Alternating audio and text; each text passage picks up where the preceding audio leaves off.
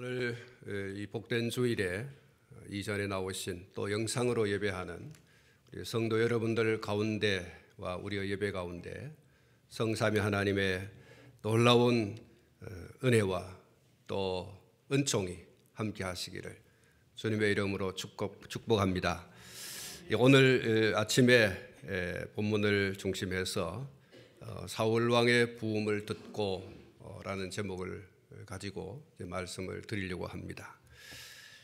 제목을 좀 말씀을 드리면 사울 왕의 부음을 듣고라고 하는 이 제목에 이 부음이라고 하는 말, 여러분들께서 잘 알고 계시겠습니다마는 누군가 죽었다라고 하는 것을 알리는 소리, 그것을 부음이라고 하죠. 결국 오늘 이 본문 말씀의 제목과 같이 오늘 본문 내용은 그렇습니다.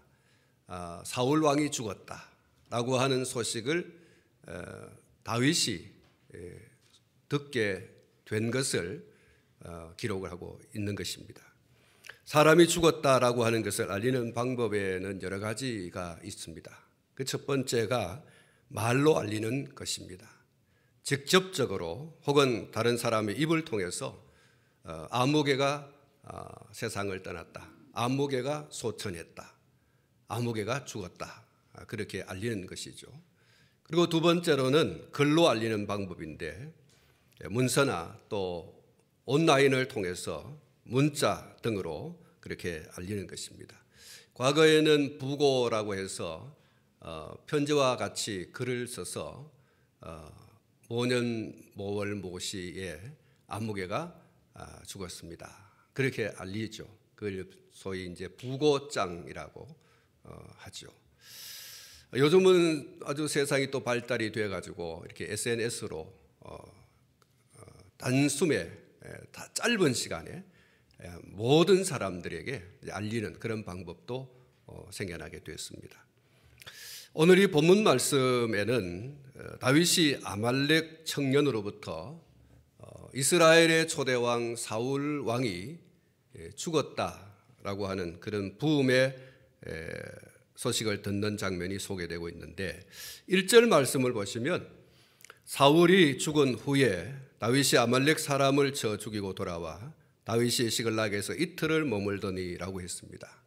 여기 1절을 시작하면서 사울이 죽은 후에라고 했습니다. 이 말은 굉장히 중요한 의미를 담고 있는 말이라고 할 수가 있습니다. 결국 사울이 죽었다라고 하는 이 말은 한 시대가 마감되고 또 한 시대가 열린다라고 하는 그런 의미심장한 것을 담고 있습니다. 또 굳이 말씀을 드리면 폭군 사울 왕의 시대가 막을 내리고 성군 다윗의 시대가 막을 올린다라고 하는 그런 의미를 또 담고 있습니다. 그렇습니다. 사도행전 13장 21절 말씀에 보면 사울 왕의 이 재임 기간을 40년이라고 명시를 해 두고 있습니다. 이제 이스라엘은 사울에 의한 이 40년 학정의 시대를 끝내고 다윗에 의한 새로운 40년의 선정을 맞이하게 되어집니다. 무엇이 이 40년과 또 40년을 가로지르고 있습니까? 그것은 죽음이라고 하는 것입니다. 사울 왕이 죽은 후에 사울로 인해서 이어져 온 이전 40년이 끝나고 다윗을 중심해서 이제 40년, 새로운 40년의 시대가 열리는 거기에 죽음이라고 하는 것이 가로지르고 있는 것을 볼 수가 있습니다. 사랑하는 성도 여러분, 우리도 예외 없이 이 땅 위에서 한 시대를 살다가 마침내 돌아오지 못할 죽음이라고 하는 강을 건너게 될 것입니다. 이 시간 우리가 생각했으면 좋겠습니다.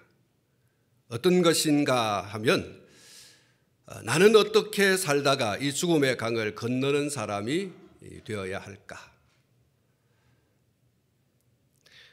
하나님을 경외하고 그의 명령을 따라서 살다가 갈 것인가?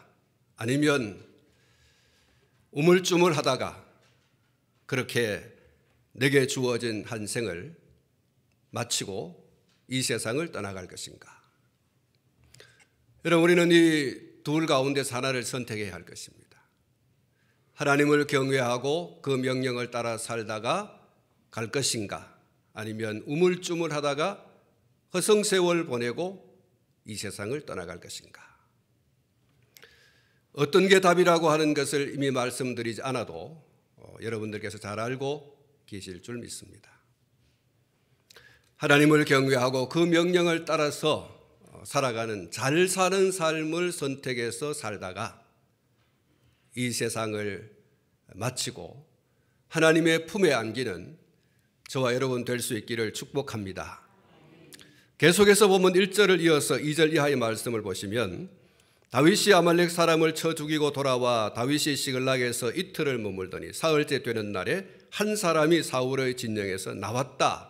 그렇게 말씀을 하고 있습니다. 그리고 4절 말씀을 보시면 그 사람이 이스라엘 군대의 패전과 사울과 그의 아들 요나단의 죽음을 다윗에게 알렸다. 이렇게 말씀을 하고 있습니다. 사랑하는 성도 여러분, 다윗이 왜 아말렉 사람을 쳐 죽였습니까?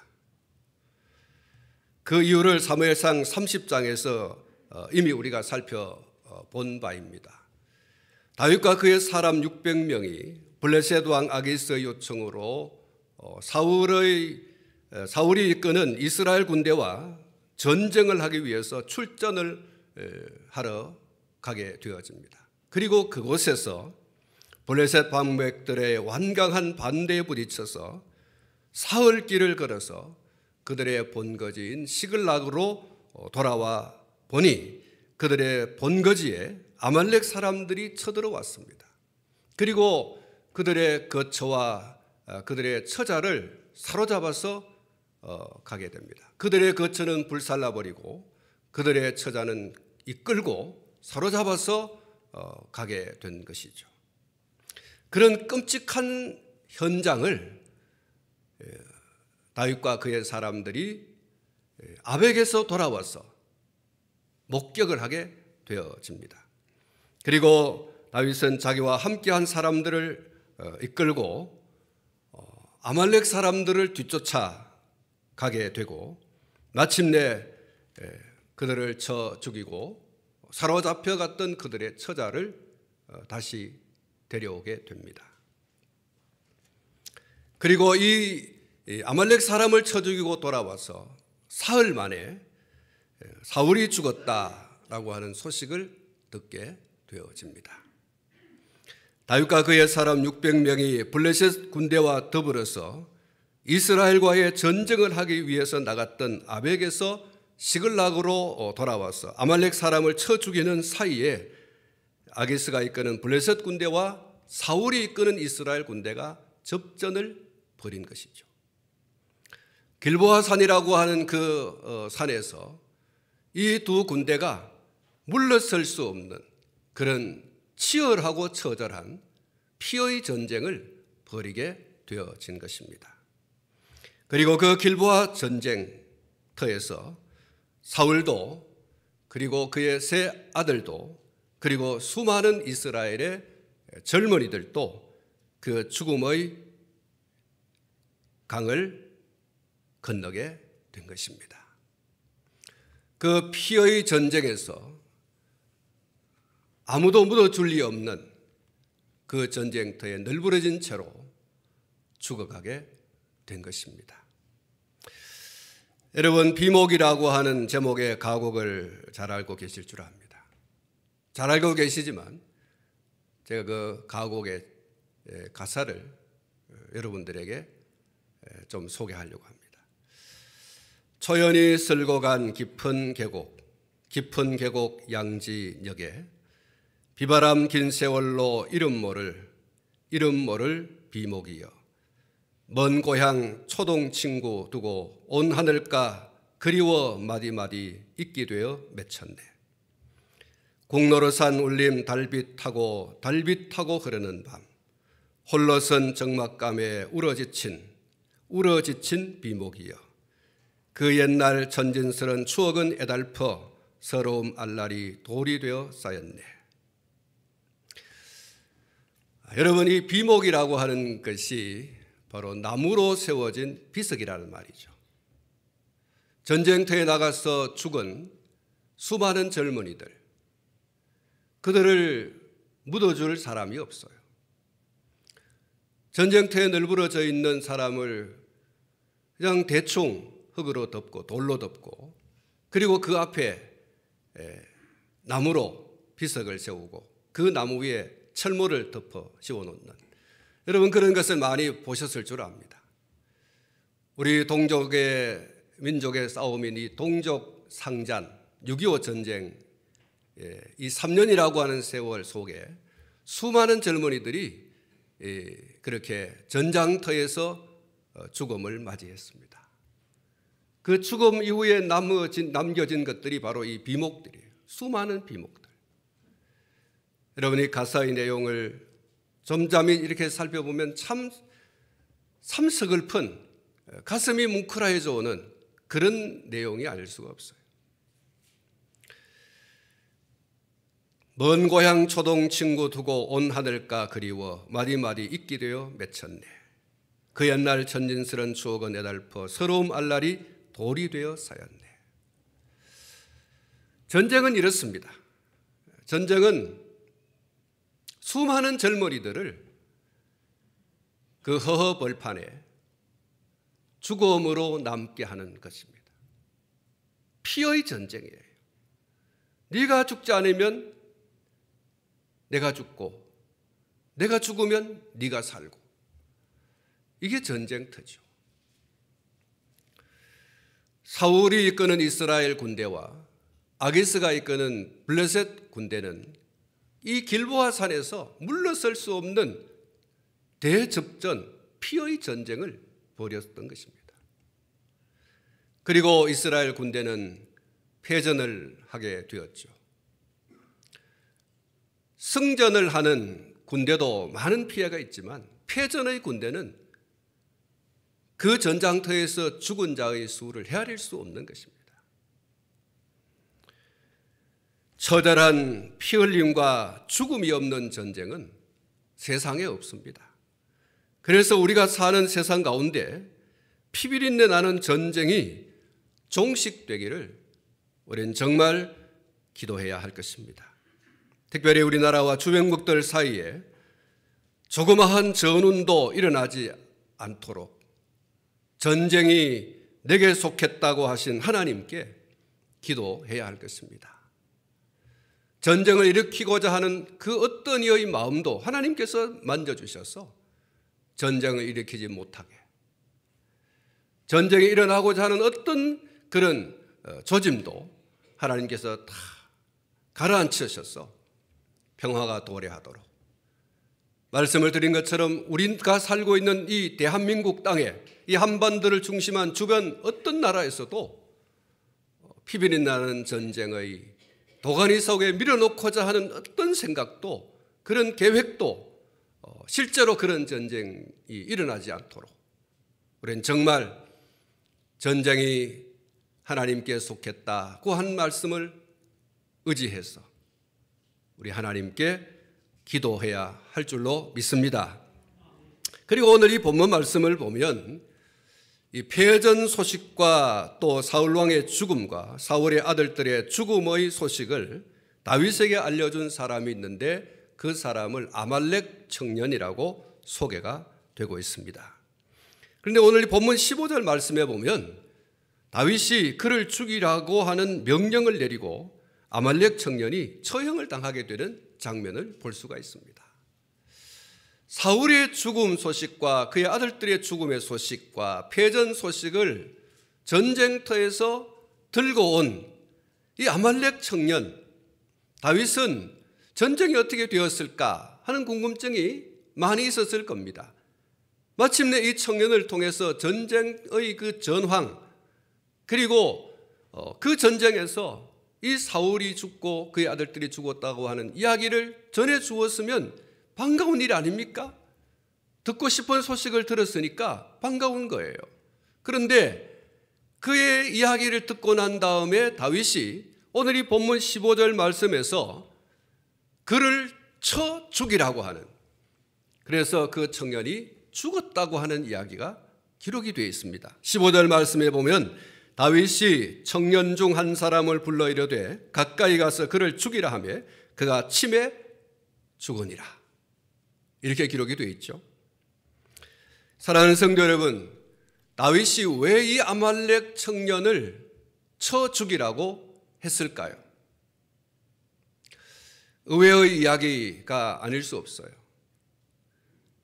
듣고 싶은 이야기를 누군가가 전해 주었다면 그 사람에게 상을 주든지 그 사람을 칭찬해 주어야 되는데, 그 사람의 이야기를 듣고, 이 청년의 이야기를 듣고 이 청년을 죽이라는 거예요. 그리고 그 청년은 마침내 다윗의 명령을 따라서 죽임을 당하게 되었습니다. 왜 그랬을까?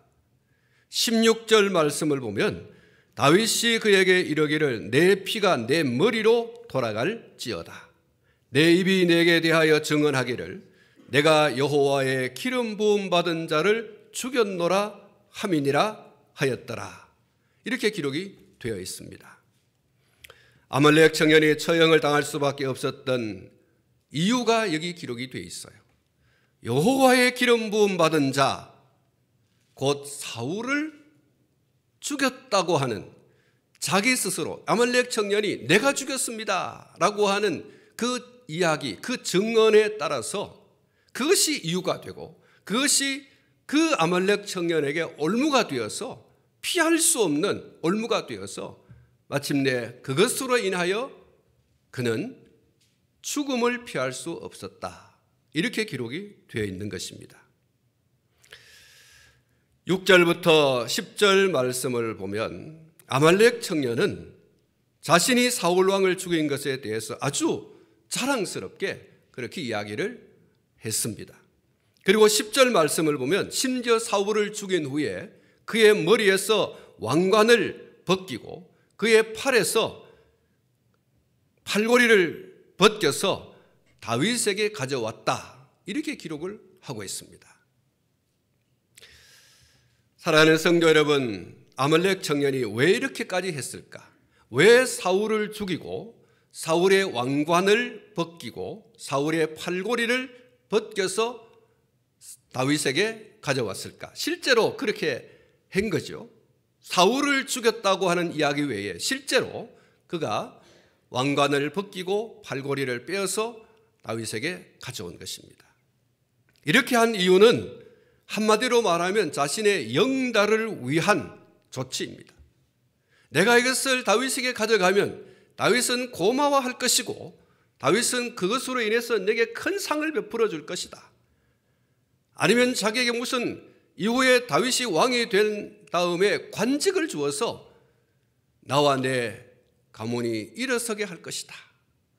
자기 영달을 위한 어떤 계획을 꿈꾸고 그렇게 이 왕관을 벗기고 팔고리를 빼어서 다윗에게 가져온 것이라고 할 수가 있습니다. 아마도 이 아말렉 청년은 사울과 다윗의 관계를 잘 알고 있었던 것 같습니다. 다시 말하면 우리가 이미 살펴보았습니다마는 사울과 다윗의 관계는 견원지간인 것처럼 보여졌지 않습니까? 원수지간이에요. 사울은 끊임없이 다윗을 죽이려고 하고 다윗은 끊임없이 사울을 피해서 도망을 다니고 이런 어떤 것을 지켜보면서 이제 사울을 죽였다, 내가 그 사울을 죽였다라고 말하는 것은 다윗에게 있어서 그래, 네가 내 원수를 갚아줬네, 내가 이젠 도망갈 필요도 없고 내가 그렇게 나를 죽이기 위해서 안달이 나 있는 사람 때문에 고생을 했는데 네가 그 고리를 끊어주었네, 얼마나 감사한 일입니까? 이 아말렉 청년이 그것을 내다본 것이라고 볼 수가 있죠. 이런 칭찬을 기대했던 거예요.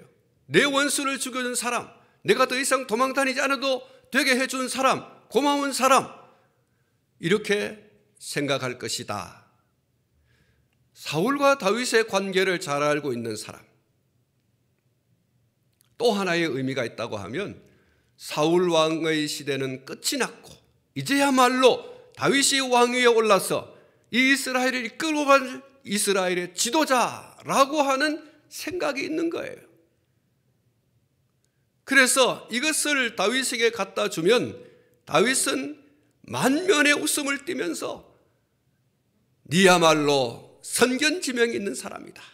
내가 이스라엘의 왕 될 것을 어찌 알고 이 왕관을 가져왔는가, 이 팔고리를 가져왔는가 하고서 큰 상을 베풀어 줄 것이라고 생각한 거예요. 그래서 제가 이 아말렉 소년이 품고 있는 생각, 자신의 영달을 위해서 왕관도 벗기고 팔고리도 빼고 사울도 죽이고 그렇게 왔다는 것입니다. 여러분, 이 아말렉 소년은 정말 약삭 빠른 사람이고 자기 중심적인 이기주의자다. 뒤에 또 말씀을 드리겠습니다만 그렇게 볼 수밖에 없는 그의 언행을 볼 수가 있습니다. 2절 하반절 말씀을 보면 전장에서 도망쳐 나온 후에 다윗을 찾아온 그의 행동을 이렇게 표현하고 있습니다. 그가 다윗에게 나와 땅에 엎드려 절하매라고 했습니다.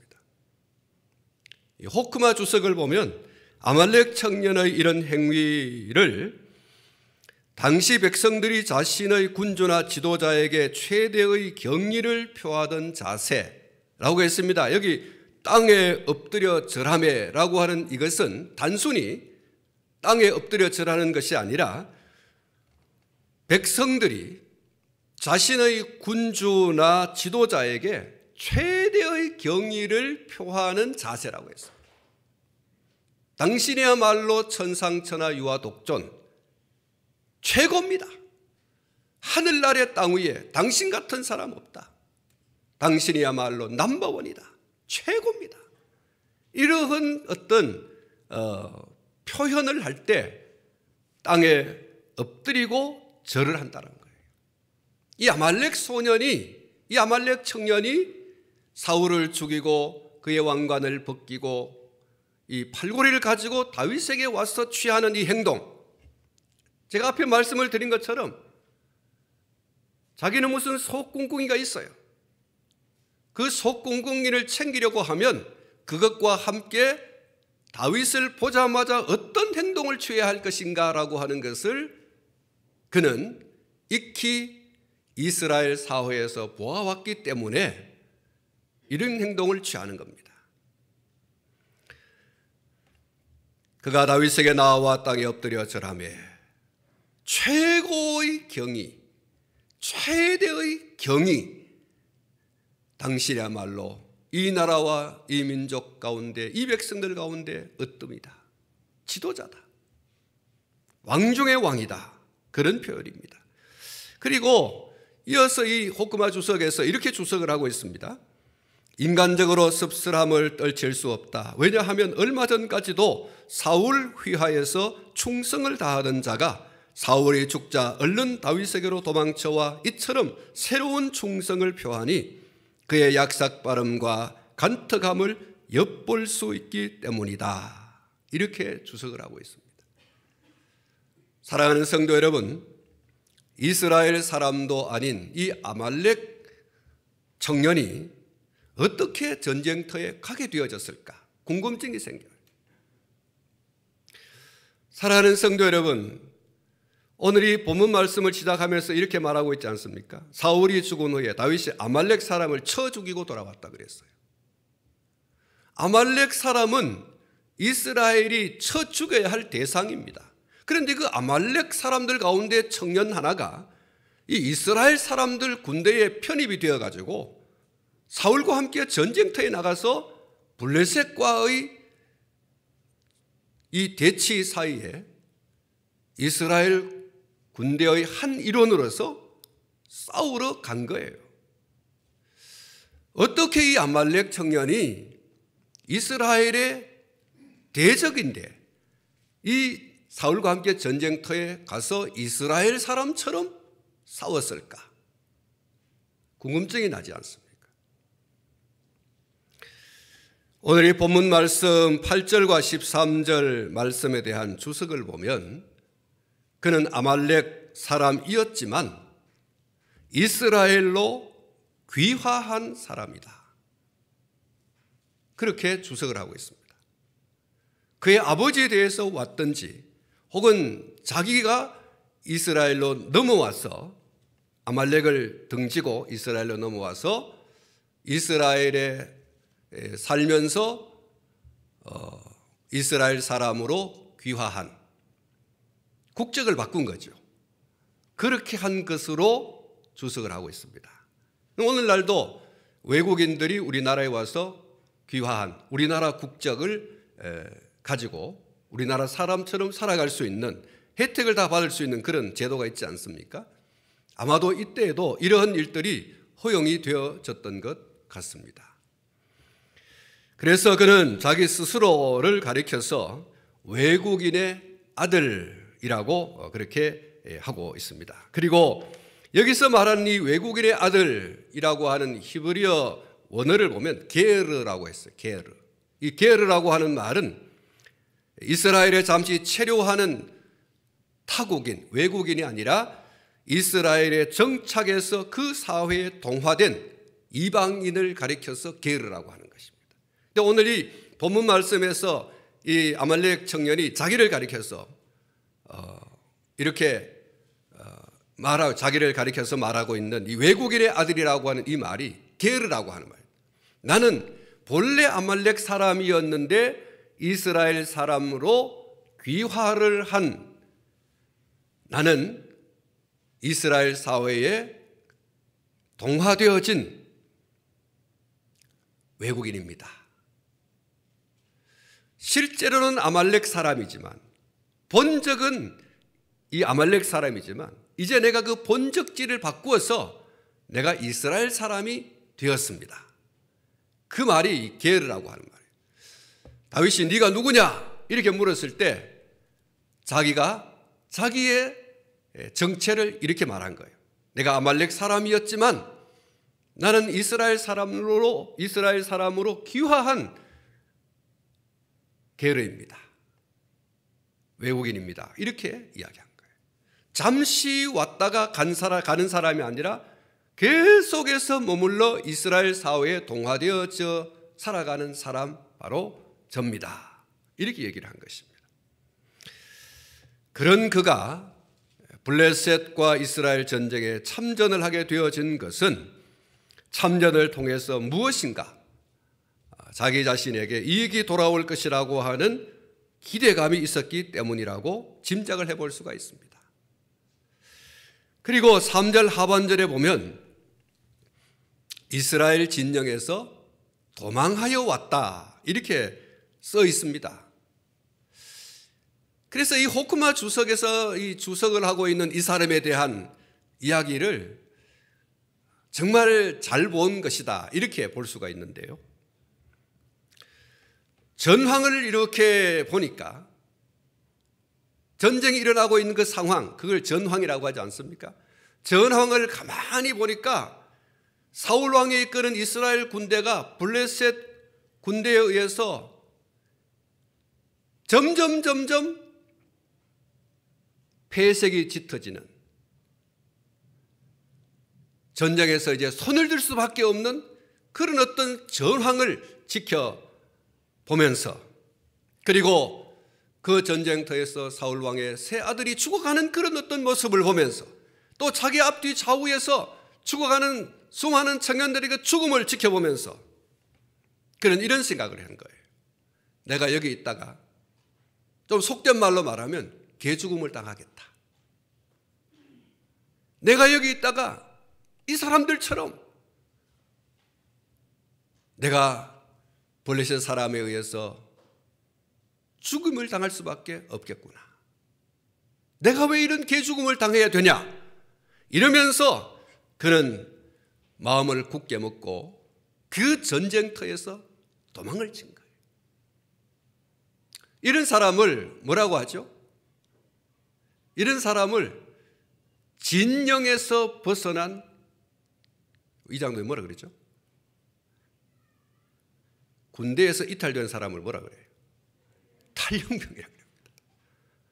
여러분, 이 아말렉 청년은요, 이스라엘 진영에서 폐색이 짙은 모습을 지켜보면서 나는 개죽음 안 당하겠다 이러면서 도망을 친 소위 말해서 탈영병입니다. 그러나 아주 전형적인 눈치꾼이고 기회주의자였습니다. 그리고 그 기질이 유감없이 발휘되고 있습니다. 그는 자기 이익을 따라서 사울왕이라고 하는 간에 붙었다가 이제는 다윗이라고 하는 슬개에 붙고자 하고 있는 것입니다. 사울왕이라고 하는 동아줄을 붙들고 있다가 에이가 안 되겠네 그러면서 다윗이라고 하는 그 동아줄을 이제 다시 붙잡는 거죠. 간에 붙었다가 슬개에 붙었다가 얼마나 눈치가 빠르고 얼마나 약색 빠른지. 전쟁터에서 사울왕과 함께 내 죽으리라 이런 어떤 생각은 전혀 없어요. 내가 왜 이 전쟁터에서 개죽음을 당해? 그럴 수 없어. 그러면서 사울의 왕관을 벗기고 사울의 팔찌를 빼어서 이거 다윗에게 갖다 주면 나는 내 앞길이 승승장구 활짝활짝 열려질 것이다. 이 생각을 하고 지금 다윗에게 온 것이에요. 전장을 뛰쳐나온 그의 모습을 2절에 이렇게 말씀을 하고 있습니다. 사흘째 되는 날에 한 사람이 사울의 진영에서 나왔는데 그의 옷은 찢어졌고 머리에는 흙이 있더라. 그가 다윗에게 나와 땅에 엎드려 절하며. 여러분, 이 성경이 왜 이렇게 이 아말렉 청년의 모습을 이렇게 기록해 두었을까? 옷은 찢어졌고 머리에는 흙이 있더라.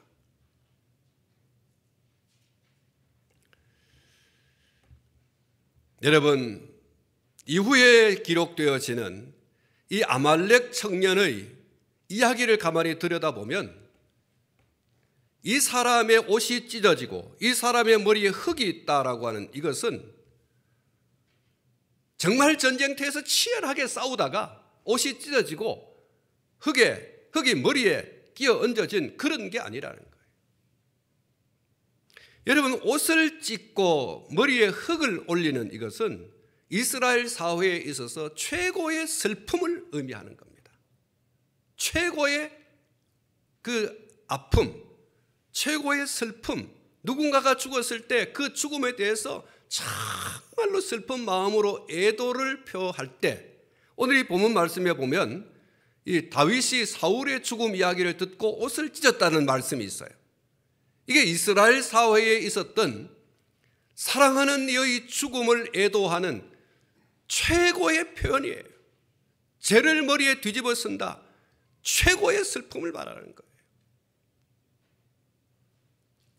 여러분, 이 아말렉 청년이 옷이 찢어지고 머리에 흙이 있다고 하는 것은 이 소년의 위장입니다. 뒤에 나오는 그의 말과 행위를 보면 충분히 짐작이 가는 거예요. 여러분, 이 청년이 사울의 목을 베고 사울의 왕관을 벗기고 사울의 팔찌를 빼어서 다윗에게 가져왔어요. 스스로 사울을 죽였다고 했어요. 그는 이중인격자입니다. 사울을 죽였다고 하면서 왕관을 벗기고 팔찌를 빼어 다윗에게 올 때 그가 가지고 있는 속의 이 생각, 다윗이 나를 아주 높여줄 거다. 그런데 지금 사울의 죽음에 대해서 최대의 그런 슬픔을 표현하는 옷을 찢고 머리에 흙을 뒤집어 쓰는 모습으로 다윗 앞에 섰습니다. 그래서 다윗이 묻는 거예요. 너 누구냐? 정말로 사울의 죽음에 대해서 정말 슬퍼하고 정말 애도하는 사람이냐? 너 누구냐? 사울이 어떻게 죽었느냐? 라고 하는 것에서 꼬치꼬치 묻습니다. 뒤에 그 본색이 드러나요. 그는 지금 위장을 하고 있는 거예요. 자기의 영달을 위해서 얼굴 색깔을 바꾸고 슬프지도 않으면서 슬픈 척 그렇게 옷을 찢고 흙을 뒤집어 쓰고 슬픕니다. 슬픈 게 하나도 없어. 오로지 자기 속에는 이것을 다윗에게 알리고 이것을 다윗에게 갖다 주어서 내 출세길이 열렸으면 좋겠다, 이거밖에 없는 사람이에요.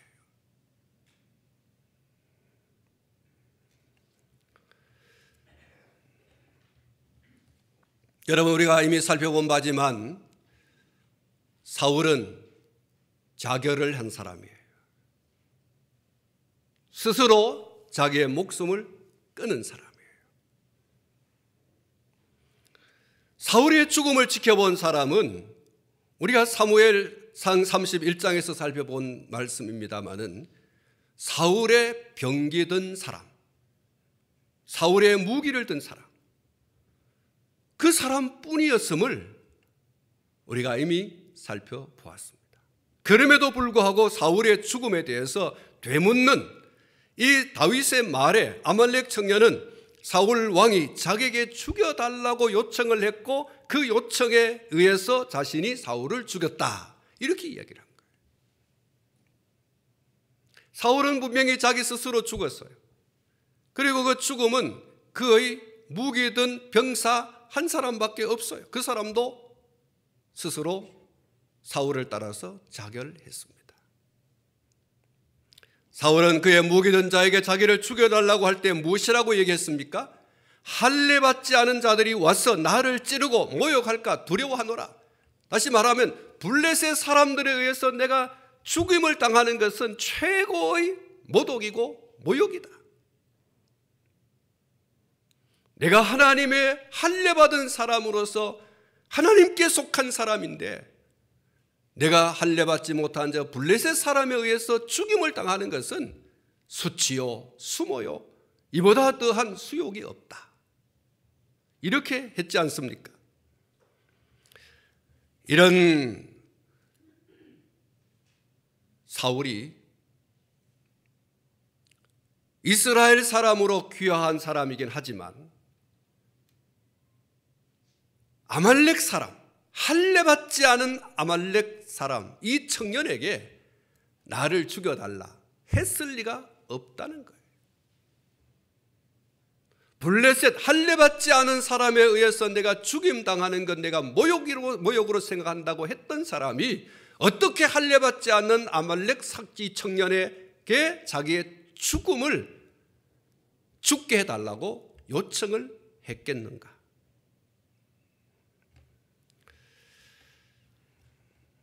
여러분, 놀라운 것은요, 그의 그 위장과 그의 거짓말이 다윗에 의해서 들통이 났다는 거예요.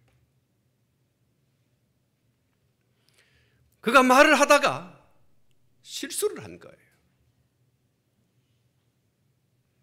거짓말로 어떻게 좀 자기의 이 영달을 좀 꾀해 보려고 다윗의 마음에 쏙 드는 그런 사람이 되고자 하는 그런 것을 가지고서 이야기를 하다가 보니까 자기의 말에 스스로 걸려든 거예요. 자기의 말에 스스로 빠져나올 수 없는 올무에 걸리게 되었습니다. 여러분, 다윗이 이 아말렉 청년을 만나고 전황을 묻고 너는 누구냐? 사울은 어떻게 죽었느냐? 꼬치꼬치 묻지 않습니까? 믿을 수가 없어요.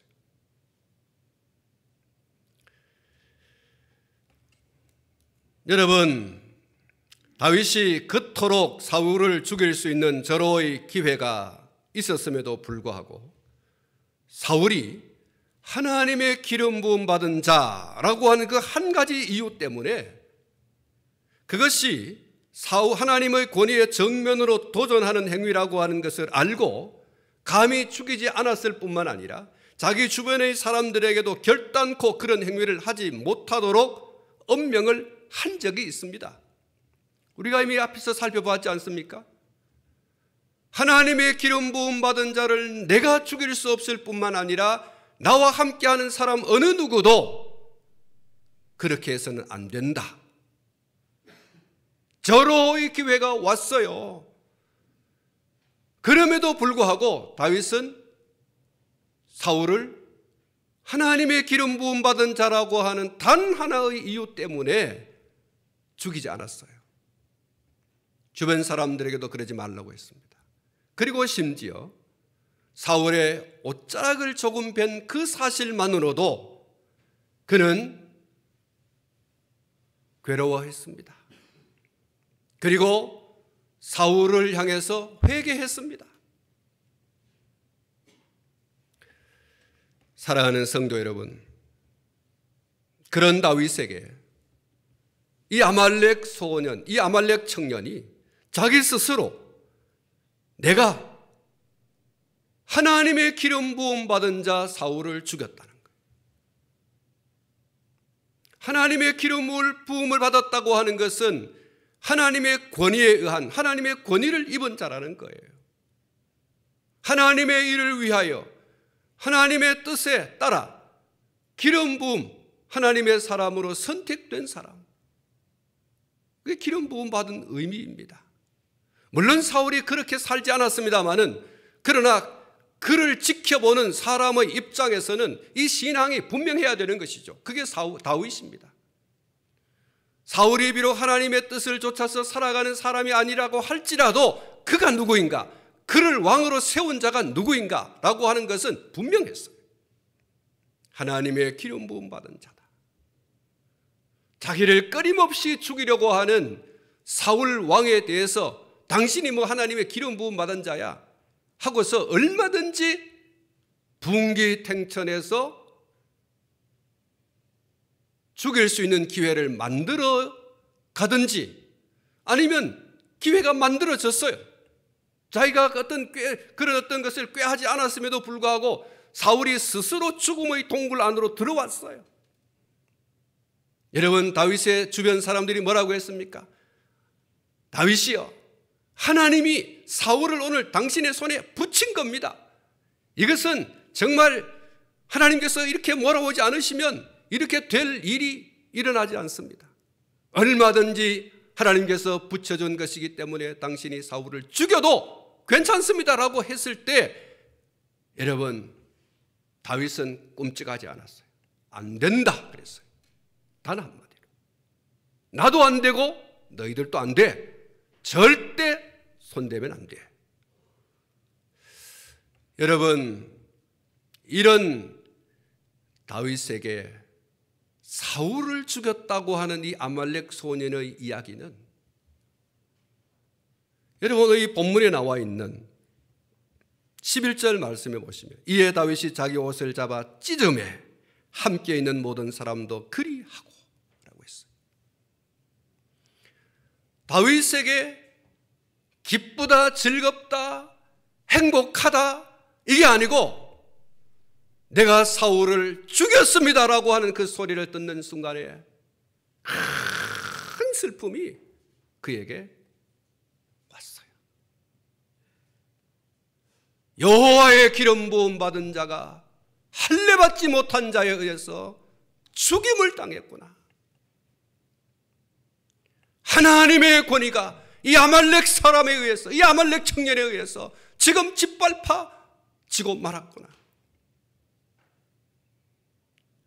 다윗이 옷을 찢은 이유가 거기 있어요. 사울의 죽음 자체가 아니라 사울 왕을 세우신 하나님의 권위가 이 아말렉 청년에 의해서 짓밟힘을 당했다는 거예요. 거기 지금 다윗의 슬픔이 있어요. 다윗의 아픔이 있는 거예요. 사울 그가 누구인가? 하나님의 기름 부음 받은 자가 아닌가? 하나님을 두려워할 줄 모르고, 하나님을 무서워할 줄 모르고, 칼을 들어 자기의 영달을 위하여서 이렇게 칼을 들어 죽이는 행위는 용납할 수 없는 행위가 아닌가. 사랑하는 성도 여러분, 여호와의 기름 부음 받은 자를 죽였다라고 하는 이 이야기는 이 아말렉 청년이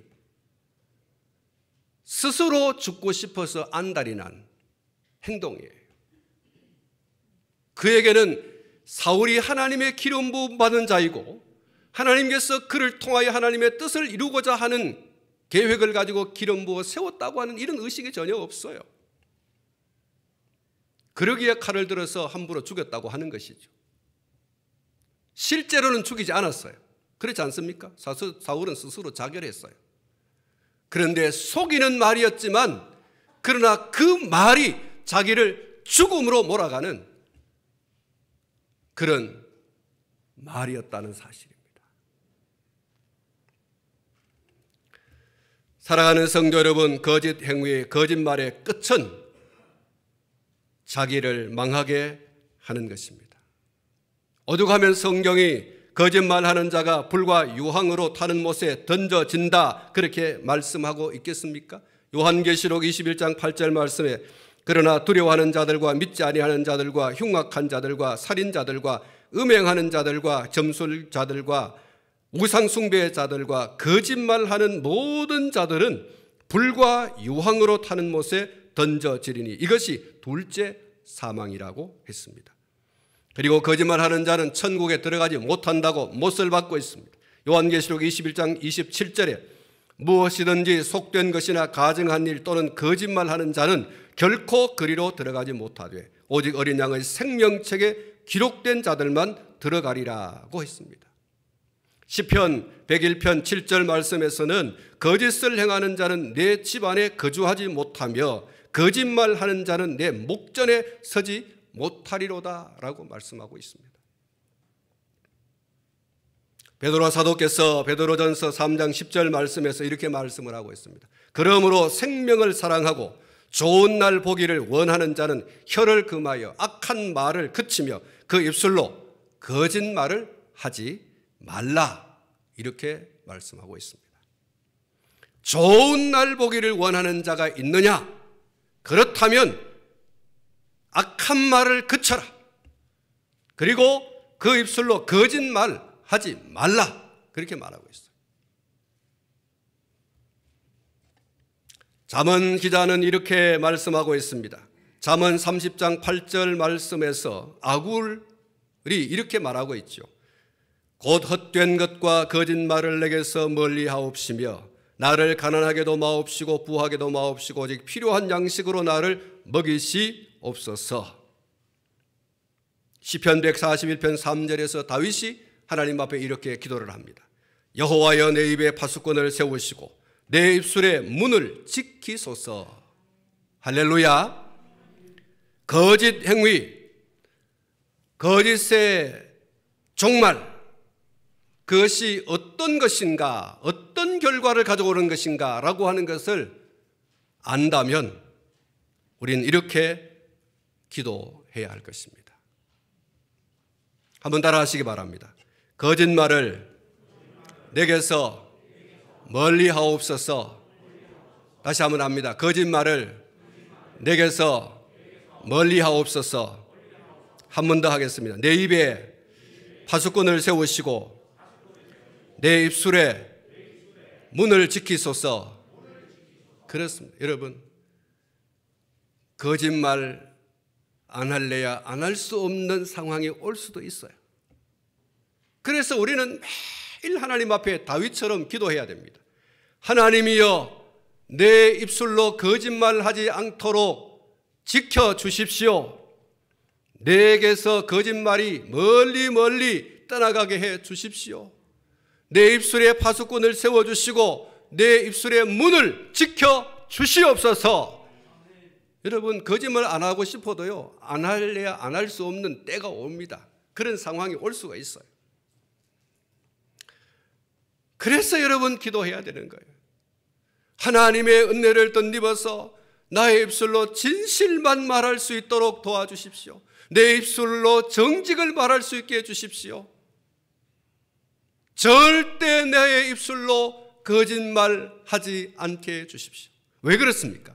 그 거짓말의 끝이 어떤 것인가를 우리는 너무 잘 알고 있기 때문에 성경을 통하여 우리에게 그 거짓말의 종말이 어떤 것인가를 말씀해 주고 있기 때문에 그랬습니다.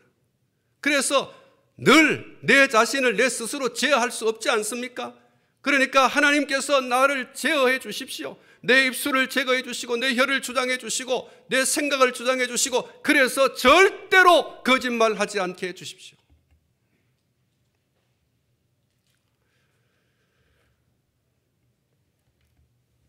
사랑하는 성도 여러분, 아말렉 청년 그가 실제로 사울을 죽이지 않았다고 하더라도 그 입으로 스스로 죽였다고 했으니 여호와의 기름 부음 받은 자를 해하는 것이 하나님의 권위에 대한 정면 도전 행위를 한 것으로 그것이 얼마나 무거운 죄인지를 그의 주변 사람들에게 다시 한 번 더 확실하게 가르치기 위해서라도 다윗은 그를 처단하라 하지 않을 수가 없었습니다.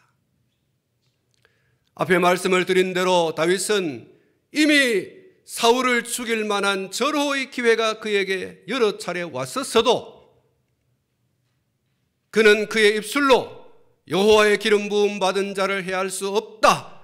나뿐만 아니라 여러분 모두도 그렇다. 그렇게 해야 된다. 그것이 하나님의 권위를 세워가는 것이다. 이스라엘 사회에서 결코 이런 일이 있어서는 안 된다고 하는 것을 다윗은 못을 박았어요. 그것을 다시 한 번 더 이 아말렉 청년을 통하여 재확인하는 것이죠. 하나님의 빼어내신 이 민족 가운데서 이 백성들 가운데서 하나님의 권위는 누구도 도전할 수 없는, 누구도 정면 도전할 수 없는 하나님이야말로 우리를 통하여 최고의 영광을 받으셔야 하실 분, 그 권위가 지켜져야 하실 분, 다윗의 신앙은 바로 그런 것입니다. 그래서 실제로는 죽이지 않았지만 죽였다고 하는 이 아말렉 소년, 이 청년에 대해서 죽여라. 하나님의 정의의 관점에서 이 청년을 죽이지 않으면 하나님의 권위는 계속해서 우리 사회 가운데서, 이 민족 가운데서 일어나게 될 것이다. 그건 중재로 다스려야 할 죄인 것을 다윗이 명명백백하게 한 것이 오늘 이 아말렉 청년을 죽이는 것이었어요. 우리가 사무엘상 24장에서 이미 살펴보았습니다마는 오늘날의 교역자들이 구약의 혹은 신약의 왕이나 제사장이나 선지자나 사도는 아니라고 하더라도 하나님의 교회에 속한 회중을 영적으로 지도하고 교회를 이단으로부터 보호하는 일 등을 위해서 하나님에 의해서 세워진 자들이다 라고 하는 사실은 틀림없는 사실이었습니다. 그래서 호크마 주석에서 이렇게 말하고 있음을 유념해야 합니다. 회중들은 교역자에 대해서 어떤 태도를 가져야 할까? 신자들은 교역자를 하나님께서 교회를 지도하도록 세우신 구별된 직분자로 알고 존경해야 할 것이다.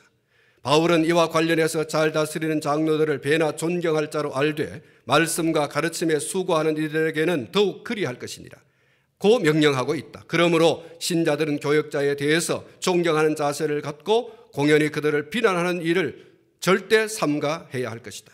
그리고 하나님께서 구별되어 세운 교역자를 까닭 없이 비판하여 업신여기는 것은 곧 하나님의 교회를 파괴하려는 일임을 명심해야 할 것이다. 이렇게 주석을 하고 있습니다. 더 말씀을 덧붙이지 않겠습니다. 말씀을 맺을까 합니다. 사울 왕의 40년 통치가 끝나고 다윗의 40년 통치로 넘어가는 역사적인 순간이 오늘 본문에 기록이 되어 있습니다. 그 갈림길에 사울의 죽음이 놓여 있음을 살펴보았습니다. 사울의 죽음을 통해서 우리가 우리 자신에게 한 번 더 던져보아야 할 질문, 나는 어떻게 살다가 이 죽음의 강을 건너는 사람이 되어야 할까?